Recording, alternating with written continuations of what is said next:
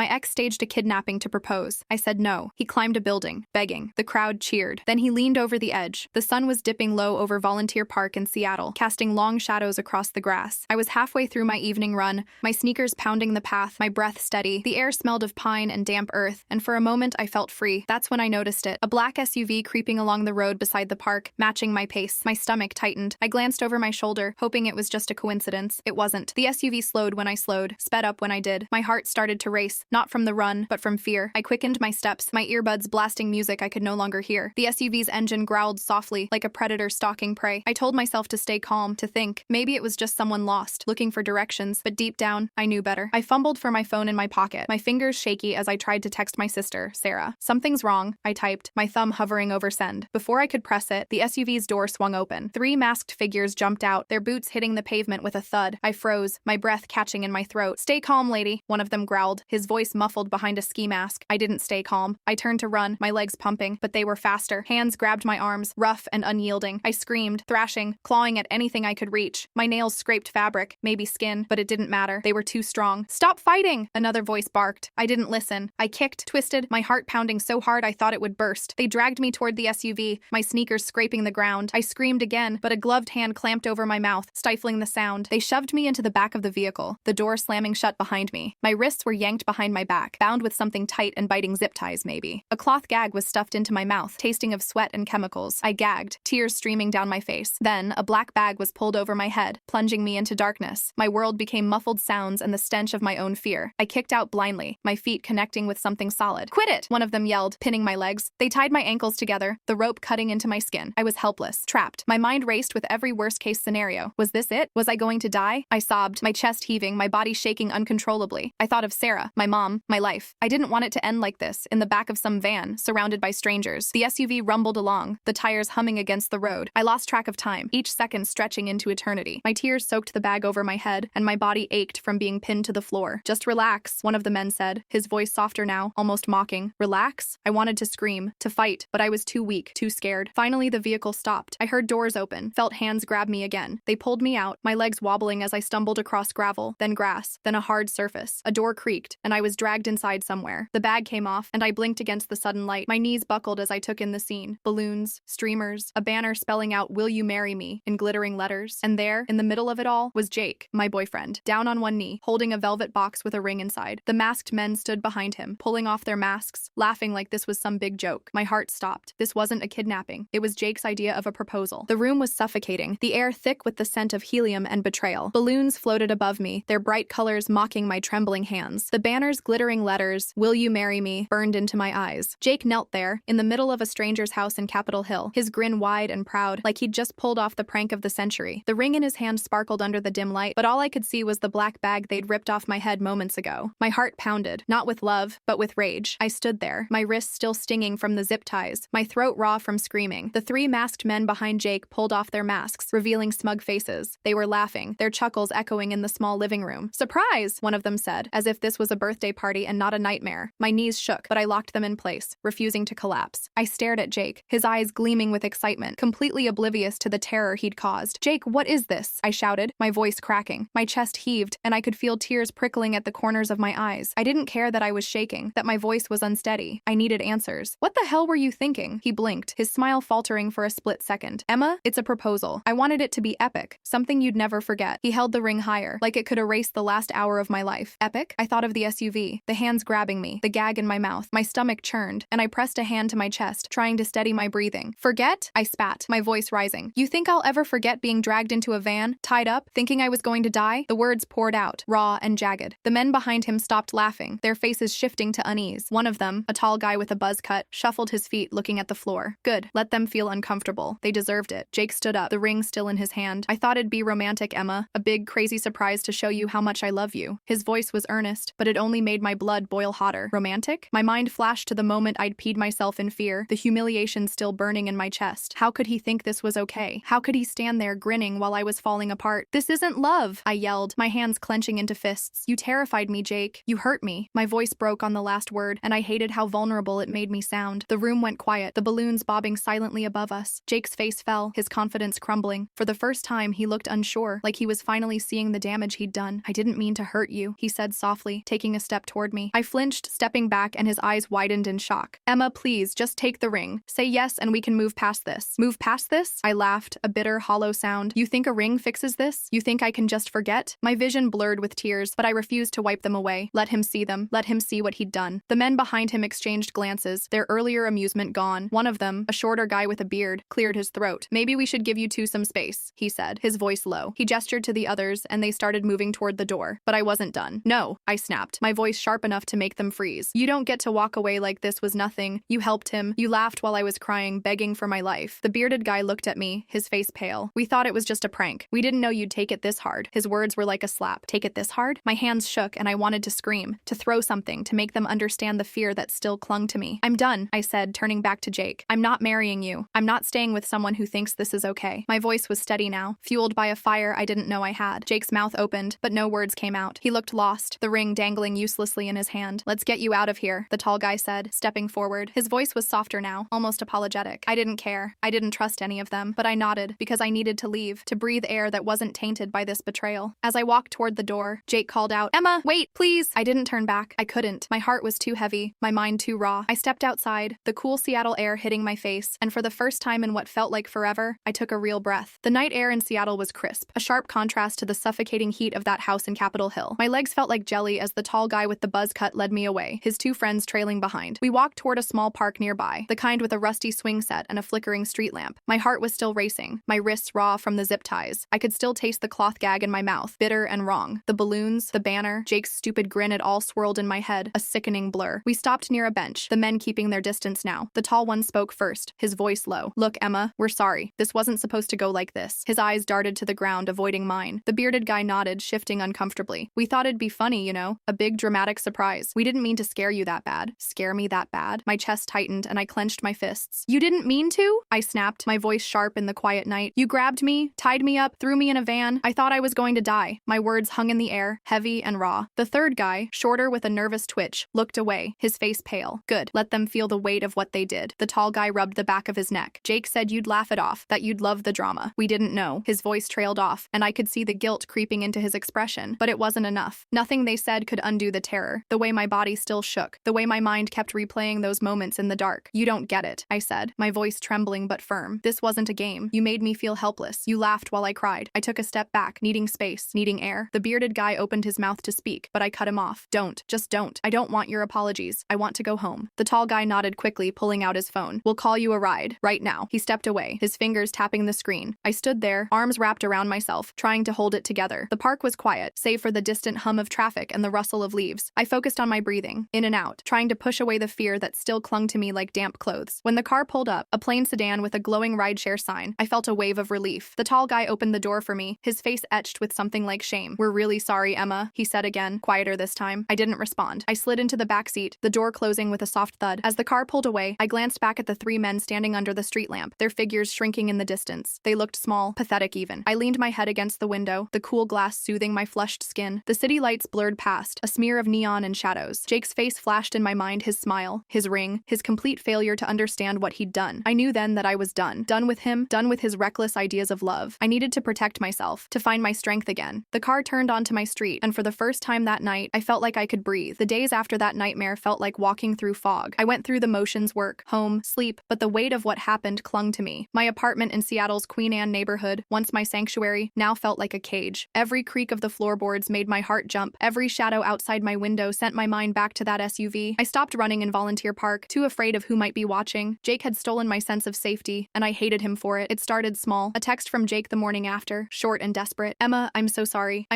Please talk to me. I ignored it, my thumb hovering over the block button. Then came the calls, one after another, his name lighting up my phone like a warning. I let them go to voicemail, his voice pleading through the speaker. I messed up, okay? I love you. Let's fix this. Fix this? My stomach twisted. There was no fixing what he'd done. Then he showed up at my favorite coffee shop in Fremont, the one with the mismatched mugs and cozy vibe. I was sitting with my best friend Sarah, trying to laugh at her story about a bad date. I glanced up, and there he was, standing by the counter, his eyes locked on me. My coffee went cold in my hands. Emma, he called out, his voice cutting through the chatter. Heads turned, and I felt my face burn. Sarah grabbed my hand under the table, her grip steady. You don't have to talk to him, she whispered. I just need 5 minutes, Jake said, stepping closer. His face was drawn, his eyes red, like he hadn't slept. I know I screwed up. I thought it'd be a story we'd laugh about someday. My jaw clenched clenched so hard it hurt. A story? I stood up, my chair scraping the floor. You thought I'd laugh about being kidnapped? About thinking I was going to die? My voice shook, but I didn't care who heard. The barista glanced over, her hands pausing on the espresso machine. Jake flinched, his hands raised like he could calm me down. I didn't mean it like that. I'm trying to make it right. Sarah stood up beside me, her voice sharp. She said, no, Jake, leave her alone. He looked between us, his shoulders slumping, but he didn't argue. He left, the bell above the door jingling as it closed. I sank back into my chair, my hands trembling. He's not going to stop, I muttered. Sarah squeezed my arm. You're stronger than he thinks. Don't let him get to you. But he didn't stop. A bouquet of roses showed up at my office the next day, my coworkers whispering as I read the card. I'll do anything to prove I'm sorry. Love, Jake. I tossed it in the trash, my cheeks hot with embarrassment. Then came the grand gesture. I was walking through Pike Place Market on a Saturday, the air thick with the smell of fish and flowers, when I heard music. A group of strangers started dancing, holding signs that spelled out, Emma, forgive me. Jake stood in the middle, strumming a guitar, his voice carrying over the crowd. My heart sank. People clapped, thinking it was romantic, but I felt trapped, like a spotlight was burning through me. I turned and ran, my sneakers pounding the cobblestones, Sarah chasing after me. What is wrong with him? She panted when we stopped, her hands on her knees. He thinks this is love, I said, my voice barely a whisper. I felt like I was drowning, like every move I made was being watched. Jake's friends started texting me too. He's a good guy, one said. He's just trying to win you back, said another. Their words gnawed at me, making me question myself. Was I being too harsh? Was I throwing away something real? I called my mom that night, curled up on my couch, my voice shaking as I told her everything. She listened quietly, the way she always did. Emma, she said finally, her voice warm but firm, trust your gut. If this feels wrong, it is. No one gets to pressure you into forgiving them. Her words were like a lifeline, pulling me back to myself. I hung up, my resolve hardening. Jake's stunts weren't love, they were control, and I wasn't going to let him win. I turned off my phone, the silence a small act of defiance, and for the first time in days, I felt a flicker of strength. The weeks dragged on, each one heavier with Jake's relentless attempts to pull me back. I'd see him lingering outside my apartment, his silhouette under the streetlights like a ghost I couldn't shake. My phone buzzed with his texts, his apologies, his promises to change. I blocked his number, but he'd use his friends' phones, their names popping up with messages that all sounded like him. I felt like I was suffocating, my life in Seattle no longer my own. Every step I took, I looked over my shoulder, half expecting him to appear. Then he took it too far. It was a rainy Saturday, the kind where the Seattle sky looks like it's crying. I was at a bookstore in Capitol Hill, flipping through novels, trying to lose myself in someone else's story. My phone started buzzing, not texts, but notifications. Friends, coworkers, even strangers tagging me online. My heart sank as I opened the app. A local news channel had posted a live video. Jake, perched on the edge of a downtown building, holding a massive banner that read, Emma, I'm sorry, marry me. A crowd gathered below, their phones out, filming the spectacle. My stomach churned. This wasn't an apology, it was a performance. I rushed out of the bookstore, the rain soaking my jacket as I hailed a rideshare. My hands shook as I typed the address, my mind racing. Why couldn't he stop? Why couldn't he let me go? By the time I reached the building, a small crowd had formed, their umbrellas bobbing like black mushrooms. Jake was still up there, his figure small against the gray sky, shouting my name. Emma, I love you, his voice echoed, amplified by a megaphone. The crowd cheered, thinking it was romantic, but I felt my chest tighten, my breath shallow. This wasn't love, this was obsession. I pushed through the crowd, ignoring their curious stares. My sneakers splashed through puddles, my hair plastered to my face. Jake, I shouted, my voice raw. He looked down, his eyes lighting up like he'd already won. Emma, you came! He waved the banner, the words flapping in the wind. I clenched my fists, my nails digging into my palms. Get down from there, I yelled, panic clawing at my throat. What if he fell? What if this went even more wrong? Just say yes, he called back, his voice desperate but excited. Say you'll give me a chance and I'll come down. The crowd murmured, some clapping, others whispering. I felt their eyes on me, judging, waiting. My face burned, not from the rain, but from the humiliation. He was turning my pain into a public show, and I was done playing along. Jake, this isn't love, I shouted, my voice breaking through the drizzle. You're not listening to me. You're trying to control me. The words poured out, raw and unfiltered. The crowd went quiet, their cheers fading. Jake's smile faltered, the megaphone lowering slightly. You scared me, I continued, tears mixing with the rain on my cheeks. You embarrassed me. You made my life a nightmare and you think this fixes it? He blinked, his face pale even from a distance. I'm trying to show you I'm sorry, he said, his voice softer now, almost lost in the wind. I thought you'd see how much I care. I shook my head, my chest aching. Love doesn't feel like this. Love doesn't make someone feel trapped. My voice cracked, but I kept going. You need to stop. You need to let me go. The crowd shifted, their excitement turning to unease. Jake looked down at me, the banner sagging in his hands. For the first time, I saw something like understanding in his eyes. He set the megaphone down, his shoulders slumping. Okay, he said quietly, barely audible. I'll stop. He started climbing down, the crowd parting as he reached the ground. He stood in front of me, rain dripping from his hair, his face a mix of regret and defeat. I didn't mean to hurt you, he said, his voice low. I thought I could fix it. I took a deep breath, the air cold in my lungs. You can't fix this, Jake. Not like this. He nodded slowly, his eyes searching mine for something I couldn't give. I'll leave you alone, he said finally. I promise. I didn't respond. I turned away, the rain washing over me, and walked back to the car. For the first time in weeks, I felt a weight lift, like I could finally breathe breathe again. The rain didn't stop that week, but something in me shifted after I faced Jake on that rooftop. Seattle's gray skies felt less oppressive, like they were clearing just for me. I woke up the next morning with a strange sense of calm, like I'd finally reclaimed a piece of myself. Jake's texts stopped. His friends went quiet. For the first time in weeks, I could walk out of my Queen Anne apartment without looking over my shoulder. But the scars of that night, the SUV, the zip ties, the fear still lingered, like ghosts I couldn't quite shake. I knew I needed to heal, not just for Jake's betrayal, but for me. I started small, forcing myself to leave the house, to reclaim the city I loved. I avoided Volunteer Park, but I found a new running trail along the Puget Sound, the water sparkling under the rare bursts of sunlight. Each step felt like a victory, a way to take back my freedom. I started journaling too, pouring my anger, my fear, my hope onto the pages. Some nights I'd write until my hand cramped, the words raw and messy but honest. Sarah was my rock through it all. We'd sit at our favorite diner in Fremont, splitting a plate of fries, and she'd listen as I unraveled my thoughts. "You're stronger than you know," she'd say, her eyes fierce with belief. "He doesn't get to define you." Her words stuck with me, a reminder that I wasn't just a victim of Jake's stunt. I was Emma, and I was still here, still fighting. One rainy afternoon, I stumbled across a flyer for an art class at a community center in Capitol Hill. I'd always loved drawing as a kid, but hadn't touched a pencil in years. Something about it called to me, a chance to create instead of destroy. I signed up, nervous but curious. The first class was awkward, my fingers clumsy with charcoal, but each stroke felt like a release. I painted my fear, the dark SUV, the masked faces, and my hope, bright swirls of color that felt like freedom. The canvas became my therapy, a place to rebuild what Jake had broken. It was at that art class that I met Noah. He was quiet, with a warm smile and paint-splattered jeans, his hands steady as he sketched. We started talking one day, bonding over our love for bold colors and messy lines. He listened when I spoke, really listened, his eyes soft but focused. "You've got a story in your art," he said once, pointing to my painting of a stormy sea. I smiled, my cheeks warm. Maybe I do. Noah was different. He didn't push, didn't demand. We'd grab coffee after class, walk through Pike Place Market, or sit by Lake Union, talking about everything and nothing. He shared his own struggles, a tough childhood,